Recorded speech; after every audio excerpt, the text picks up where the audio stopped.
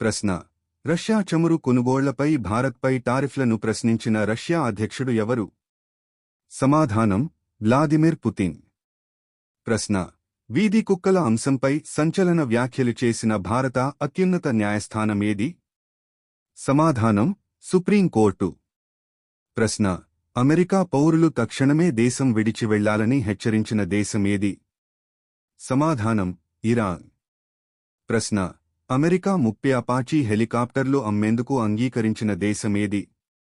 సమాధానం: ఇజ్రాయెల్.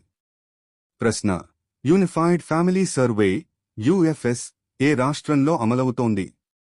సమాధానం: ఆంధ్రప్రదేశ్. ప్రశ్న: మేడారం సమ్మక్క సారలమ్మ జాతర ఏ రాష్ట్రంలో జరుగుతుంది? సమాధానం: తెలంగాణ.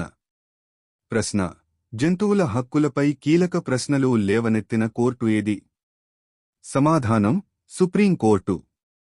ప్రశ్న: పుతిన్ నివాసంపై దాడిని ఖండించిన ప్రధాని ఎవరు?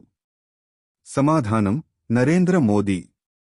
ప్రశ్న: ఆల్ ఇండియా ఫైర్ సర్వీసెస్ స్పోర్ట్స్లో పతకాలు సాధించిన రాష్ట్రం ఏది? సమాధానం: తెలంగాణ. ప్రశ్న: ఇటీవలి నిరసనలలో 500కి పైగా మరణాలు నమోదైన దేశం ఏది? సమాధానం: ఇరాన్. ప్రశ్న: అమరావతిలో 100 కోట్లతో ప్రాంతీయ కార్యాలయం ఏర్పాటు చేయనున్న సంస్థ ఏది? సమాధానం: న్యూ ఇండియా ఇన్సూరెన్స్. ప్రశ్న: 2025 వరల్డ్ అథ్లెటిక్స్ ఛాంపియన్షిప్స్ ఎక్కడ జరగనున్నాయి? సమాధానం: జపాన్. ప్రశ్న: పాలస్తీనాను సార్వభౌమ దేశంగా గుర్తించిన దేశాల్లో ఒకటి ఏది? సమాధానం: కెనడా. ప్రశ్న: 25లో 6.9 తీవ్రతతో భూకంపం సంభవించిన నగరం ఏది? సమాధానం: సిబు.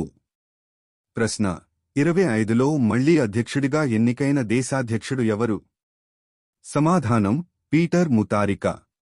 ఫ్రెండ్స్, ఇలాంటి మరిన్ని వీడియోలు కోసం మా ఛానల్ని లైక్ చేయండి, షేర్ చేయండి, సబ్స్క్రైబ్ చేయండి ప్లీజ్.